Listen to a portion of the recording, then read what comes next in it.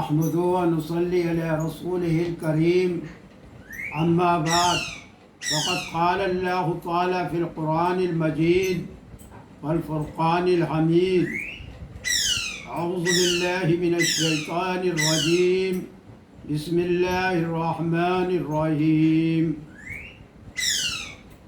میرے محترم دینی بھائیوں و بہنوں،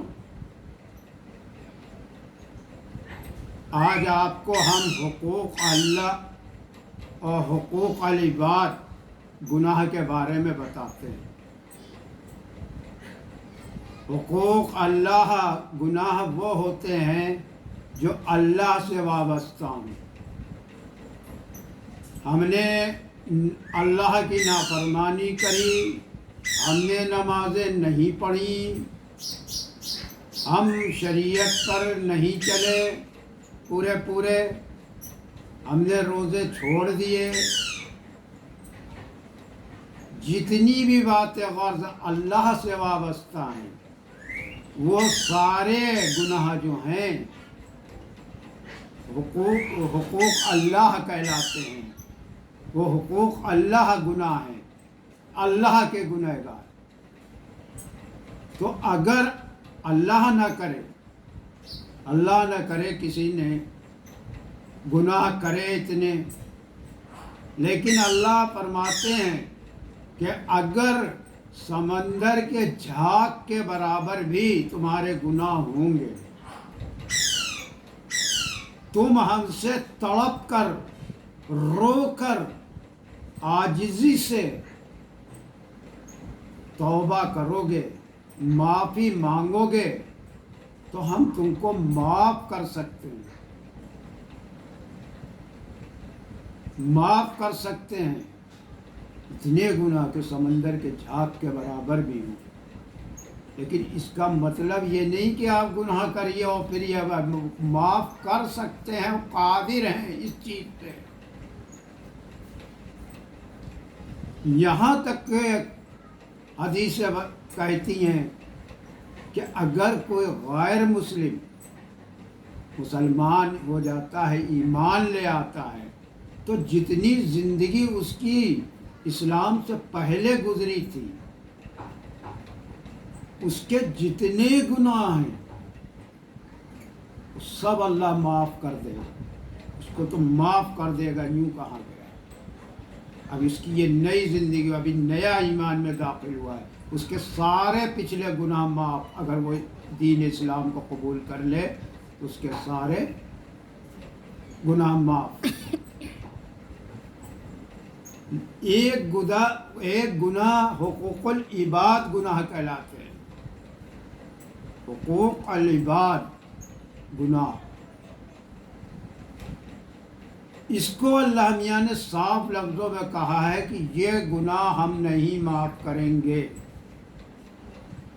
ان گناہوں کی معافی تم کو بندے سے مانگنا ہوں گی، اور اگر بندہ معاف کر دے گا تو ہم معاف کر دیں گے، اور اگر بندے نے معاف نہیں کیا یا تم معافی نہیں مانگ سکے اور وہ چلا گیا دنیا سے، تو پھر اس کا انصاف وہاں ہوئے گا، تمہیں اس کی سزا بھگتنی پڑے گی، تمہاری نیکیاں چھین کے اس کو دے دی جائیں گی، اس کے سارے گناہ تمہارے پر، نیکیاں کب پڑیں گی ان کے سارے گناہ تمہارے پر لاد دیے جائیں گے۔ اب وہ حقوق العباد گناہ کیا ہیں وہ بھی سمجھ لیجئے۔ ان گناہوں سے حضور صلی اللہ علیہ وسلم نے بہت فکر کی ہے، بہت ہوشیار کیا ہے، بہت ڈرے ہیں۔ حقوق العباد گناہ یہ ہیں کہ ہم نے کسی بندے کا حق بنتا تھا، ہم نے اس کا حق نہیں دیا، اس کا حق پورا مار لیا، یا ہم نے دیا 420 کر کے تھوڑا دیا، ایک حصہ 3 حصہ خود مار لیا۔ ہم نے کسی بے قصور کو ستایا، اس کی غلطی نہیں تھی، ہم اپنی طاقت کے بل پر اس کو برا بھلا کہے، اس کا دل دکھا، اس کا دل رویا اور ہم چل دیے۔ اگر آپ نے کسی سے قرض لیا اور اسے واپس نہیں کیا، یہ بھی حقوق العباد گناہ میں شامل ہے۔ آپ نے کسی کا مذاق اڑایا، یہ سب بیماریاں عام ہیں لوگوں کا مذاق اڑانا، تو سمجھ لیجئے آپ نے اگر کسی کا مذاق اڑا رہے ہیں تو اس کی حق تلفی کر رہے ہیں، آپ حقوق العباد گناہ میں آپ سن رہے ہیں۔ اور وہ گناہ تو سزا ملے گی مرنے کے بعد، حشر میں انصاف ہوگا، لیکن یہ جو حقوق العباد گناہ ہے، آدمی اس لیے بھی کثرت سے کرتا ہے گناہ، وہ سمجھتا ہے کہ گناہوں سے کوئی نقصان تو مجھے دکھائی نہیں دے رہا ہے۔ بھلا ہم نے کسی کے بے قصور کے تماچا مار دیا، ہم زور سے مار دیا، بیچارہ چلا گیا روتا ہوا، ہم نے کہا کیا ہمارا بگڑ گیا؟ کچھ نہیں بگڑا۔ اسی طریقے سے گھر گھر میں، خاندان کے اندر حقوق العباد گناہوں کی پھٹکار برس رہی ہے، رشتے میں مٹھاس نہیں رہ گئی ہے، رشتے بالکل بے مزہ پھیکے ہو کے رہ گئے، سب کو ایک دوسرے سے شکایت ہے، سب کو۔ کیوں ہے؟ آپ بتائیے، آپ کہہ رہے کچھ نہیں بگڑا، جس کے ہم نے ایک بے قصور کے تھپڑ مارا وہ چلا گیا، اب وہ جو ہے ہمارا ایک دشمن تیار ہو گیا۔ اگر وہ ہم کو زندگی کے کسی موڑ پر اگر ہم بے سہارا اس کے سامنے پڑ گئے تو وہ ہمیں چھوڑے گا نہیں، اور دوسرے اس کے دل سے جو بددعا نکلے گی، جو آہ نکلے گی، یہ آہ ایسی چیز ہے کہ ایک سی نکلتی ہے منہ سے اور سلطنتیں ختم ہو گئی اس سی سے۔ تو یہی وجہ ہے آج خاندانوں میں کہ ہمارا آپس میں ایک دوسرے کے انصاف نہیں کرتے، عدل نہیں کرتے، اور یہ حقوق العباد گناہ میں آتا ہے۔ جو ناانصافی ہے یہ حقوق العباد گناہ میں تو آتی ہے کہ اس کا حق تلفی ہو رہی، ہم نے اس کا حق نہیں دیا، یا جتنا بنتا تھا اتنا نہیں دیا۔ اس کی وجہ سے خاندان تو بہت بڑے بڑے ہیں، پریوار بہت بڑے بڑے ہیں، لیکن کسی کے بھی دل کسی سے صاف نہیں ہے۔ اور سب سے زیادہ یہ نحوست مسلمانوں ہی کے گھروں میں ہے، جس کا دین اسلام پڑوسی کے اتنے حقوق دیتا ہے، حضور صلی اللہ علیہ وسلم پر اتنی ہدایتیں پڑوسی کے حقوق پر آئیں کہ آپ کو گمان ہوا کہ کہیں اللہ ہماری وراثت میں پڑوسی کا حق نہ مقرر کر دے، اس قدر۔ یعنی اگر آپ کا پڑوسی آپ کے شر سے محفوظ نہیں ہے تو پھر آپ کی خیریت نہیں ہے۔ اگر آپ کا پڑوسی غریب ہے اور آپ امیر ہیں، آپ کے بچے پھل اور میوے کھاتے ہیں، وہ غریب ہے آپ کا پڑوسی، کہ یہاں تک حدیثیں کہتی ہیں، حضور صلی اللہ علیہ وسلم کے ارشاد بیان ہوتے ہیں کہ اگر آپ کوئی پھل کھائیے تو اس کے چھلکوں کو لپیٹ کے کہ وہ غریب گھر کا بچے نہ دیکھیں اور اپنے اماں ابا کے سے احساس کمتری کا شکار نہ ہوں کہ دیکھو یہ ہمارا پڑوسی اتنے اچھے اچھے اپنے بچوں کو پھل میوے کھلاتا ہے، ہمارے اماں ابا ہمیں روکھا سوکھا کھلاتے ہیں۔ یہ ہے دین اسلام ہمارا، یہ ہے دین اسلام ہمارا۔ اپنے گھر کا کوڑا دوسرے کے دروازے پہ ڈالی آتے ہیں، بہت بڑا گناہ ہے۔ تو جس میں پڑوسیوں کے اتنے حقوق ہیں، اور اس پڑوسیوں میں یہ نہیں شرط ہے کہ وہ مسلمان پڑوسی ہو، وہ غیر مسلم بھی ہو تو سلوک یکساں کرنے کو کہا گیا ہے۔ آپ پہ ذمہ داری، اگر آپ کا پڑوسی بھوکا سو گیا اور آپ کھا کے سو گئے تو آپ کی خیریت نہیں ہے قیامت کے دن۔ تو اتنے حقوق تو پڑوسیوں کے اللہ نے رکھے، تو پھر یہ جو ہمارے سگے رشتے ناتے ہیں، ہم کیا ایک دوسرے کا حقوق ادا کرتے ہیں؟ نہیں کرتے۔ اگر کرتے ہوتے تو یہ نا اتفاقیاں نہیں ہوتی،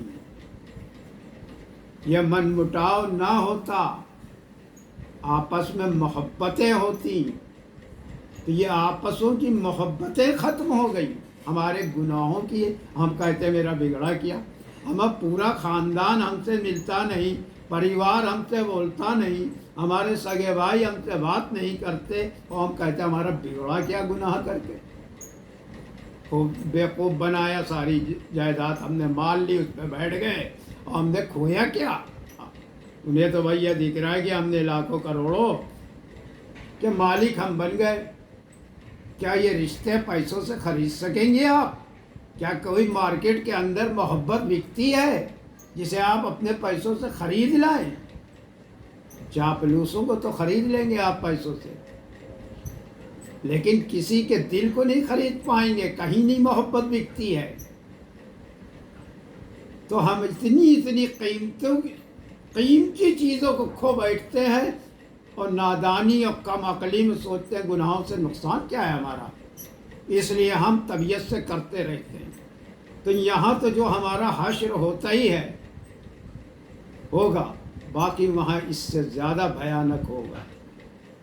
وہاں پھر انصاف ہوگا، وہاں کسی کی سفارش نہیں چلے گی، صرف اور صرف کوئی رشوت نہیں وہاں چلے گی، وہاں اپنے اعمال ہی چلیں گے صرف۔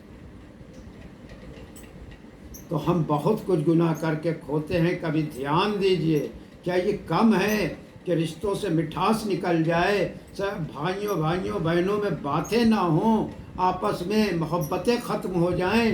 یہ چیزیں تو کروڑوں روپیہ بھی نہیں خرچ کر کے کہیں، اس کی کہیں کوئی دکان ہی نہیں جہاں محبت بکتی ہو، خرید لائے۔ محبت کی کوئی قیمت ہی نہیں لگا سکتا۔ تو اللہ کی طرف سے ہے، ہماری نیکیوں کے طفیل میں، ہمارے اعمالوں کے طفیل میں ہے۔ وَتُعِزُّ مَن تَشَاءُ وَتُذِلُّ مَن تَشَاءُ، عزت ذلت دینے والا اللہ ہے، اور ہمارے فیصلے جو اللہ کرتا ہے ہمارے اعمالوں کے حساب سے کرتا ہے۔ ہم اپنی راہوں کو تو بدلے نا، تو اللہ سے رات دن شکایت کرتے رہیں کہ اللہ آپ میری دعا ہی نہیں قبول کرتے۔ کتنے نادان ہیں ہم آگ میں ہاتھ ڈالتے رہیں، وہ کہے اللہ میرا ہاتھ جل جاتا ہے، کیوں جل جاتا ہے؟ ارے بھائی کیوں آگ میں ہاتھ ڈالتے ہو؟ کیوں گناہ کرتے ہو؟ گناہ خالی نہیں جاتے۔ اسی طرح کوسنے کے برابر میں آتا ہے، کوسنے بھی حق تلفی، حقوق العباد گناہ میں آتے ہیں۔ حدیث شریف ہے کہ 3 شکلوں میں یہ عورتوں کی بہت عادت ہوتی ہے کہ وہ بچوں کو خوب کوستے، اپنے شوہروں کو کوستی ہیں۔ ان کے کوسنا تکیہ کلام ہوتا ہے، وظیفہ ہوتا ہے۔ تجھے خدا غارت کرے اور تو یہ ہو جائے، بڑے بڑے کوسنے ہیں۔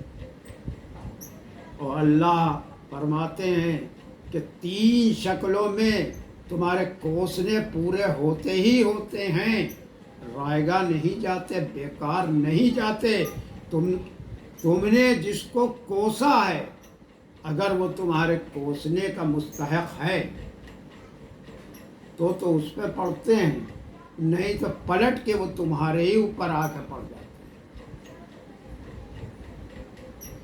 اور اگر وہ اس کا مستحق نہیں ہے اور تمہارے پہ بھی نہیں پڑتے تو وہ تمہارے رزق پہ پڑتے ہیں.